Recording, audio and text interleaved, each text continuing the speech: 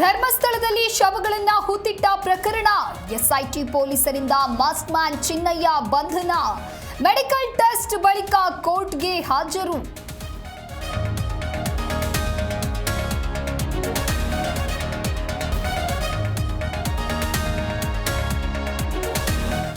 ಒತ್ತಡಕ್ಕೆ ಮಣಿದು ಸುಳ್ಳು ಹೇಳಿದ್ದಾಗಿ ತಪ್ಪೊಪ್ಪಿಗೆ. ಎಸ್ಐಟಿ ವಿಚಾರಣೆ ವೇಳೆ ಅನಾಮಿಕ ಸ್ಫೋಟಕ ಹೇಳಿಕೆ. ಎಫ್ಐಆರ್ ದಾಖಲು ಹಿನ್ನಡೆ ಗಿರೀಶ್ ಸ್ಟೇಷನ್ಗೆ.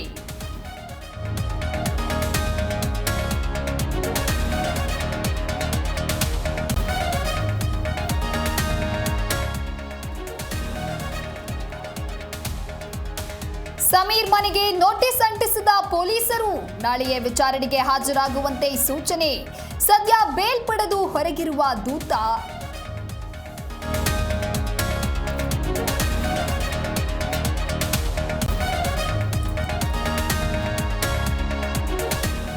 ಈಗಾಗಲೇ ಮಹೇಶ್ ತಿಮರೋಡಿ ಜೈಲು ಪಾಲು.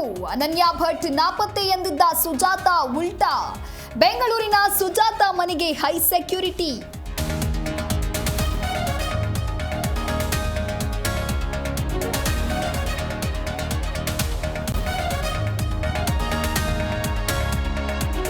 ಮಹಾರಾಷ್ಟ್ರದ ಘಟ್ಟ ಪ್ರದೇಶದಲ್ಲಿ ಮಳೆಯ ಅಬ್ಬರ. ಪಂಚಗಂಗಾ ನದಿ ನೀರಿನ ಒಳಹರಿವು ಏರಿಕೆ. ಚಿಕ್ಕೋಡಿ ಭಾಗದ ಜನರಿಗೆ ಪ್ರವಾಹದ ಭೀತಿ.